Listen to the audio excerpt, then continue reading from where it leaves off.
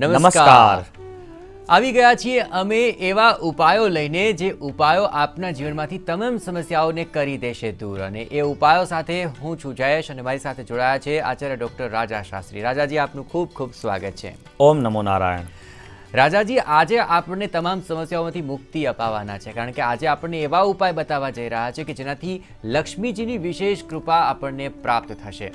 જીવનમાં સમસ્યા કોને નથી હોતી, પરંતુ તમામ સમસ્યાઓમાંથી બહાર નીકળવાના રસ્તા લોકો શોધતા હોય છે. બસ એ રસ્તો લઈને અમે આવ્યા છીએ, લક્ષ્મીજીની કૃપા લઈને અમે આવ્યા છીએ. અને લક્ષ્મીજીની કૃપા જે ઉપાયો થકી પ્રાપ્ત થવાની છે એ ઉપાયો હવે રાજા શાસ્ત્રી આપણને બતાવવા જઈ રહ્યા છે. અને એ સરળ ઉપાયો છે જે કોઈ પણ વ્યક્તિ ઘરે બેઠા પણ કરી શકે છે. એટલે કે ઘરે બેઠા આપ પણ પ્રાપ્ત કરી શકશો લક્ષ્મીજીની અઢળક કૃપા. તો તૈયાર થઈ જાઓ અમારી વિશેષ રજૂઆત જોવા માટે અને આપ પણ પ્રાપ્ત કરી લો લક્ષ્મીજીની મહાકૃપા.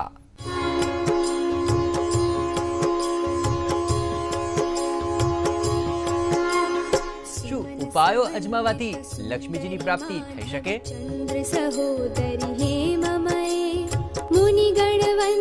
દર્શક મિત્રો, હું આપને જણાવીશ લક્ષ્મીના એવા વિશેષ ઉપાયો જેનાથી આપને ઘરે બેઠા મળશે લક્ષ્મીની વિશેષ કૃપા.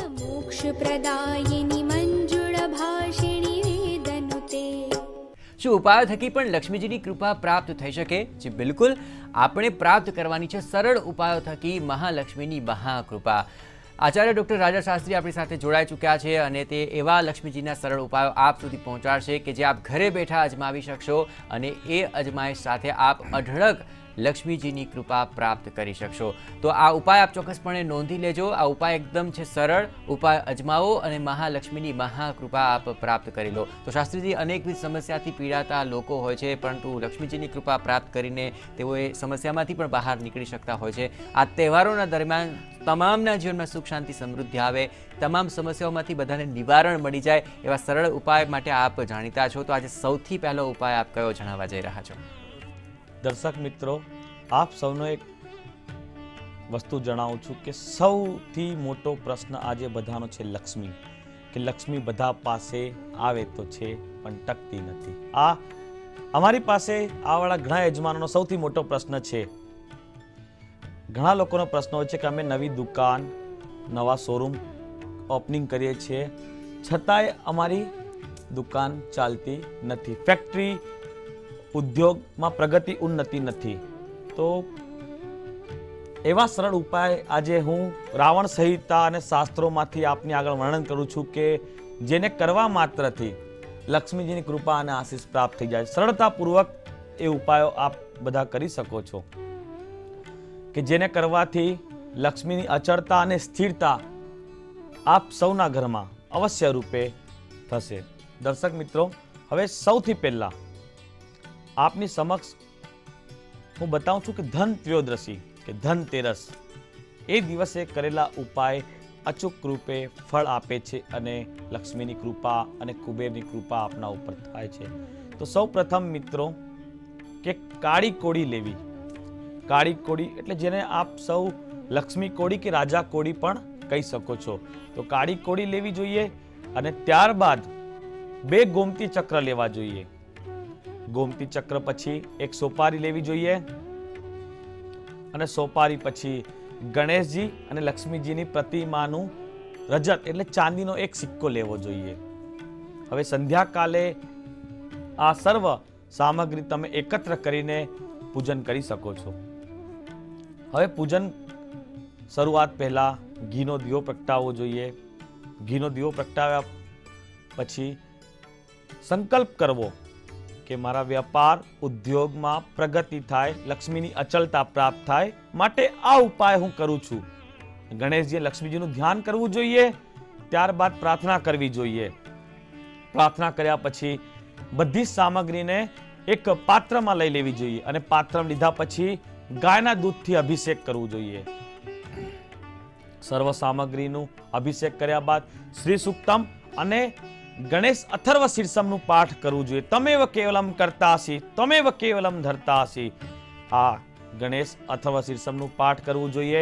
પછી શુદ્ધ પાણી અને ગંગાજળથી આ બધી સમગ્ર પૂજન સામગ્રીને સ્નાન કરાવવું જોઈએ. હવે આ સ્નાન કરાયા બાદ એક લાલ કપડામાં આ બધી સામગ્રીને મૂકવી જોઈએ. લાલ કપડા મૂક્યા બાદ બધી પૂજન સામગ્રી અબીર, ગુલાલ, કંકુ, હળદર, ચોખા આનાથી પૂજન કરવું જોઈએ. હવે લક્ષ્મી સ્થિરતા માટે અત્તર એટલે સુગંધિત દ્રવ્યથી લક્ષ્મી આકર્ષિત થાય છે. તો ગુલાબનું અત્તર એ આ સામગ્રી ઉપર અર્પણ કરવું જોઈએ, ચડાવવું જોઈએ. પછી ગણેશજી અને લક્ષ્મીજીને પ્રાર્થના કરવી જોઈએ.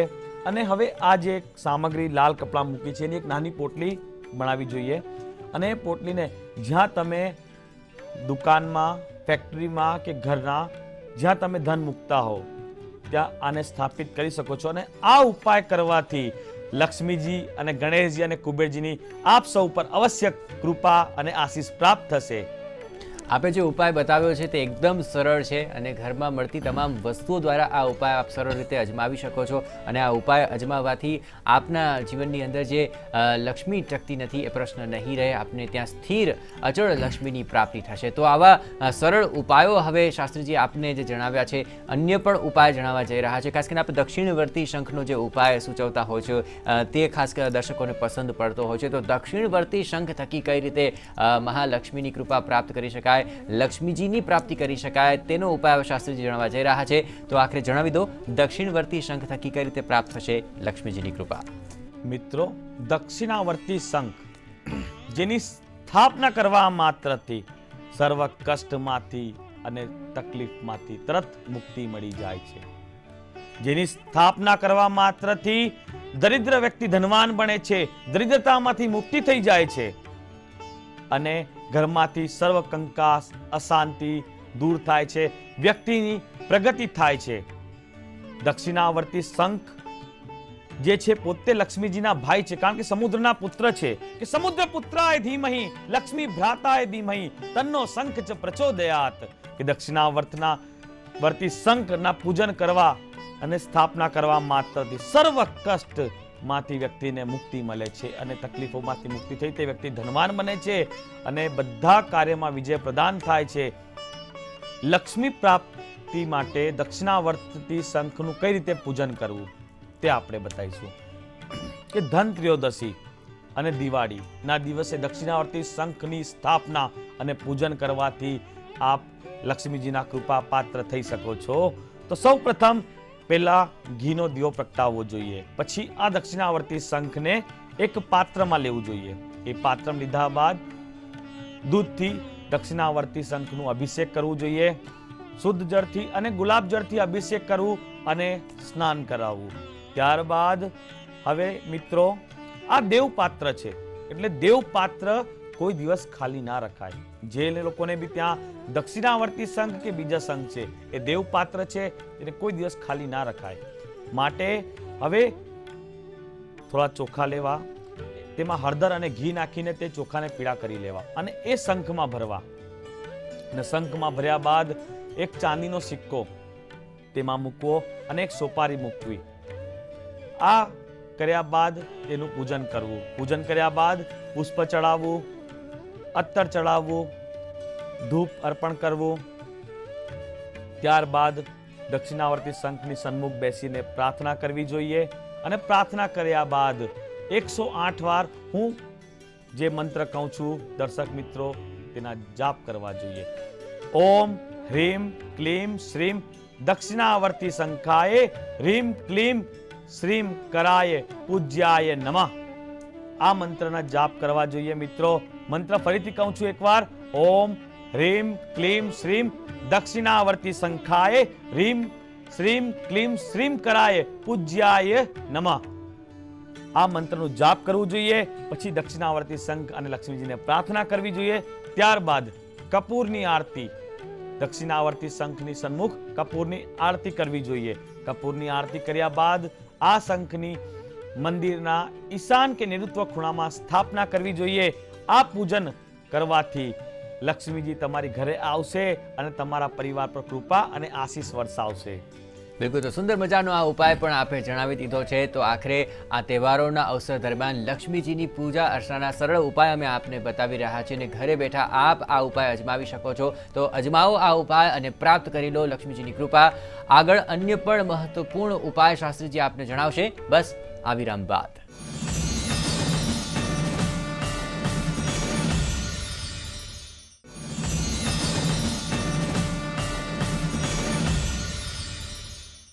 વિરામ બાદ આપનું સ્વાગત છે. આપ જોઈ રહ્યા છો ઈટીવીની વિશેષ રજૂઆત અજમાવો આ ઉપાય અને પ્રાપ્ત કરી લો લક્ષ્મીજીની કૃપા. તહેવારોના દિવસો દરમિયાન આપે લક્ષ્મીજીની જો પૂજા અર્ચના કરવી છે, તેમની સાધના કરવી છે, તો તેના સરળ ઉપાય આપ ઘરે બેઠા પણ અજમાવી શકો છો. અને આચાર્ય ડૉક્ટર રાજા શાસ્ત્રી આપણી સાથે જોડાયા છે, જે આવા સરળ ઉપાય આપ સુધી પહોંચાડી રહ્યા છે. તો શાસ્ત્રીજી, અનેકવિધ ઉપાયો આપે જણાવ્યા છે, પરંતુ આ અવસરો દરમિયાન અલગ અલગ દિવસે લક્ષ્મીજીની પૂજાઓ થતી હોય છે અને આપણે ઘરે બેઠા દર્શકોને આ તમામ સરળ ઉપાય જણાવી રહ્યા છે.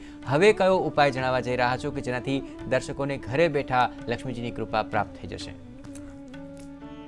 હવે દર્શક મિત્રો, આપણે સાધનાની વાત કરીએ કે ઘણા લોકોને વિશેષ સાધનામાં રસ હોય છે કે લક્ષ્મીજીની સાધના અમે કરીએ, પણ કઈ રીતે કરીએ?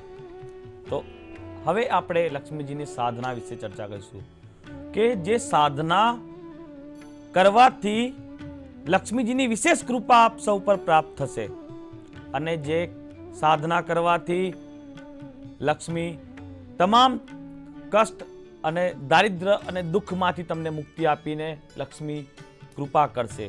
તો એવી સાધના વિશે આપણે મિત્રો ચર્ચા કરીએ છીએ. તો દિવાળીના દિવસે રાત્રિ કાળમાં આ સાધના કરવી જોઈએ. હવે સાધનામાં સાધકે કે જે દર્શક મિત્ર આ સાધના કરવા જતા હોય એ વ્યક્તિ ઉત્તરાભિમુખ થઈને બેસવું જોઈએ. ઉત્તરાભિમુખ થઈને બેસીને પોતાની સન્મુખ એક પાટલો મૂકવો જોઈએ અને પાટલા ઉપર એક લાલ કપડું પાથરવું જોઈએ.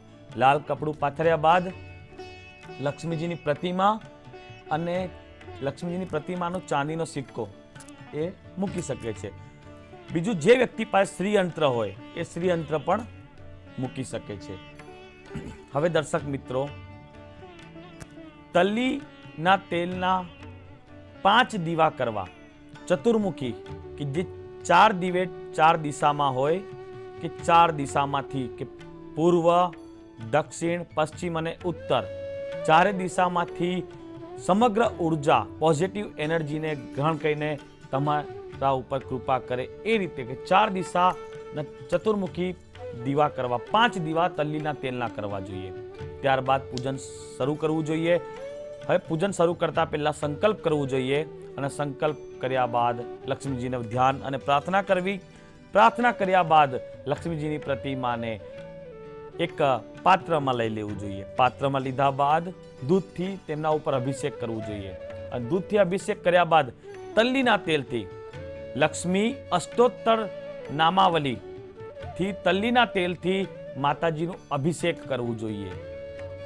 આ અભિષેક પૂર્ણ થાય ત્યારબાદ શુદ્ધ જળથી સ્નાન કરવું, લક્ષ્મીજીને લૂછીને એમના સ્થાન ઉપર બેસાડવા, પછી પંચોપચાર પૂજન કરવું. તેમાં વસ્ત્ર, અબીર, ગુલાલ, કંકુ, ચોખા, હળદર બધું ચડાવવું, સુગંધિત દ્રવ્ય અર્પણ કરવું, પંચોપચાર પૂજન કરવું. સમગ્ર સામગ્રી અર્પણ કર્યા બાદ ઓમ શ્રી વર્ધનાય નમઃ મંત્ર ફરીથી કહું છું મિત્રો, ઓમ શ્રી વર્ધનાય નમઃ આ મંત્રની 5 માળા ઉત્તરાભિમુખ એટલે લક્ષ્મીજીની સન્મુખ બેસીને જાપ કરવી. જાપ કર્યા બાદ માતાજીને નૈવેદ્ય એટલે ઋતુફળ તમે આપી શકો છો, મીઠાઈ આપી શકો, જે તમને યોગ્ય લાગે તે નૈવેદ્ય લક્ષ્મીજીને તમને અર્પણ કરવું જોઈએ. નૈવેદ્ય અર્પણ કર્યા બાદ મહાલક્ષ્મીને પ્રાર્થના કરવી કે હે મહાલક્ષ્મી, આપ અમારા ઉપર કૃપા કરો, અમારાથી જે તમારી સાધના પૂજન બની શક્યું છે અમે કરી સ્વીકાર કરો અને અમારા ઉપર તમારો આશીર્વાદ કૃપા સદૈવ વરસાવ્યા કરજો. આ કરવાથી મિત્રો સુનિશ્ચિત રૂપથી આપ સૌના ઘરમાં લક્ષ્મીની વિશેષ કૃપા પ્રાપ્ત થશે. આ સાધના અવશ્ય વિશેષ ફળદાયની આપને થશે. બિલકુલ, આપે જે ઉપાય સૂચવ્યો છે એ ઉપાય થકી આપ લક્ષ્મીજીની સાધના પણ કરી શકો છો અને તેના થકી સાત્વિક લક્ષ્મીની ચોક્કસપણે આપને પ્રાપ્તિ થશે. આગળ અમે આપને લક્ષ્મી પ્રાપ્તિના અન્ય કયા ઉપાયો હોઈ શકે તેના વિશે પણ કરીશું માહિતગાર, બસ આ વિરામ બાદ.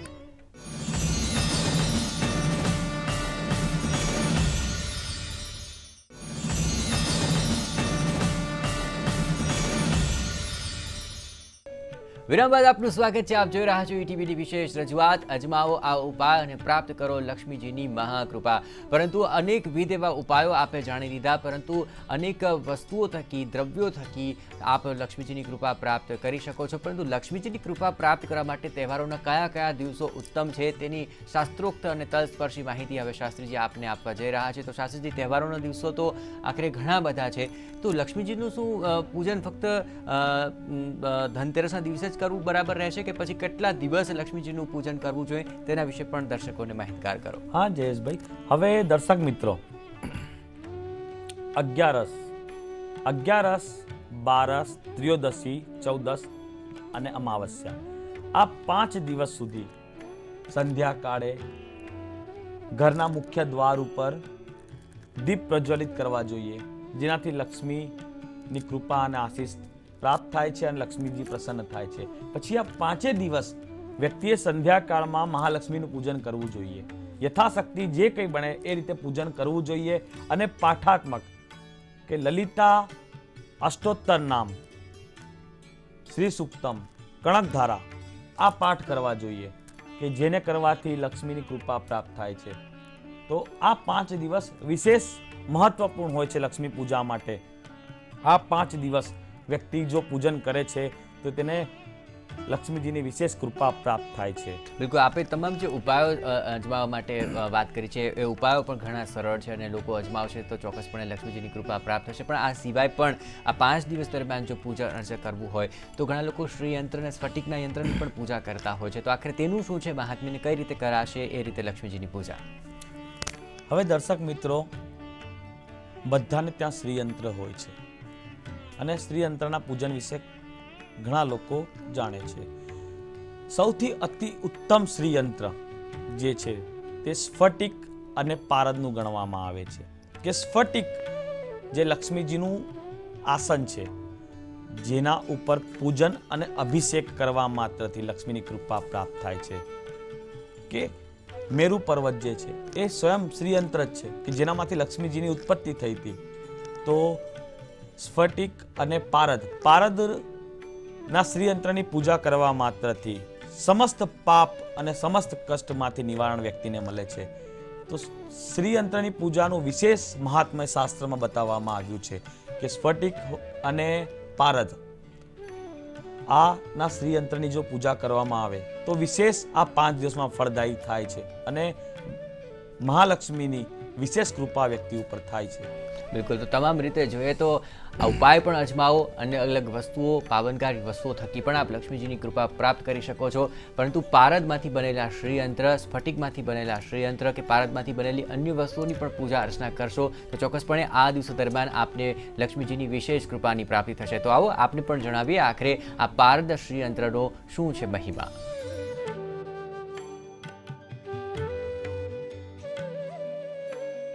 આપણી સનાતન હિન્દુ સંસ્કૃતિમાં પારો, મર્ક્યુરી કે પારદનો ઉપયોગ ઔષધ તરીકે પણ કરવામાં આવે છે, જેના અનેક પ્રયોગો અકસીર સાબિત થયા છે. જેમાં સૌથી સરળ ઉપાય હતો તરલ પદાર્થોનું દ્રઢ બંધન એટલે પારાનું શિવલિંગ. આયુર્વેદમાં પણ અનેક ઔષધોનું નિર્માણ પારાથી થાય છે. પારાને પુરાણોમાં પરમેશ્વર તુલ્ય ગણના તેની કરવામાં આવી છે, જેને આજ સુધી ભક્તો ગોળી, ગુટિકા અને લોકેટના રૂપમાં ધારણ કરતા આવ્યા છે. કહેવાય છે કે પારદની સંજીવની ગુટિકા પર અર્પણ કરેલા જળને ગ્રહણ કરવાથી સદાય યૌવન બરકરાર રહેવાની છે માન્યતા. વિવિધ રોગોમાં રાહત અપાવવામાં પણ પારાનો ઉપયોગ થતો આવ્યો છે. ખાસ કરીને મલેરિયા, ટાઇફોઇડ, કોલેરા આવા રોગોમાં પારાથી ફાયદો થતો હોવાની માન્યતા છે.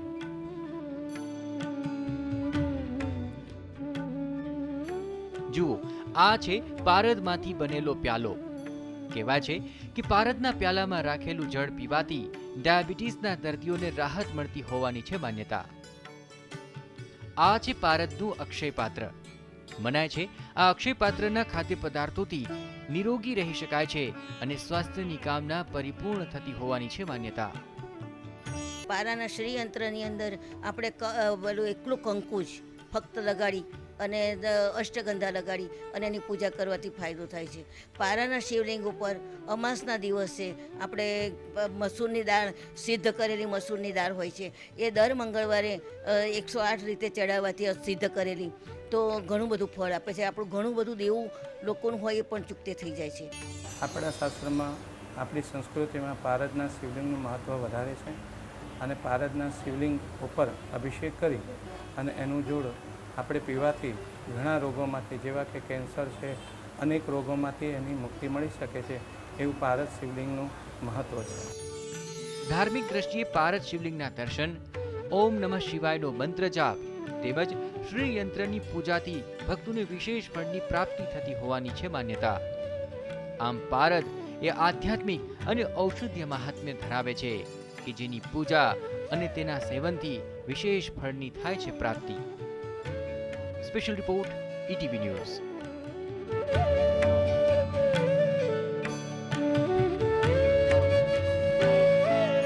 તો આ મહિમા જાણ્યા બાદ આપને ચોક્કસપણે એ વાતની પ્રતીતિ થઈ ચૂકી હશે કે આ તહેવારોનો દિવસો દરમિયાન આપ જો કરશો આ તમામ ઉપાયો, આપ જો કરશો આ તમામ પાવનકારી વસ્તુઓનું પૂજન અર્ચન, તો ચોક્કસપણે આપની લક્ષ્મી પ્રાપ્તિની કામના અવશ્ય પૂર્ણ થશે. અને તેના વિશેની ખૂબ સુંદર મજાની માહિતી આચાર્ય ડૉક્ટર રાજા શાસ્ત્રી આપ સુધી પહોંચાડી છે. રાજાજી, આપનો પણ ખૂબ ખૂબ આભાર. ઓમ નમો નારાયણ.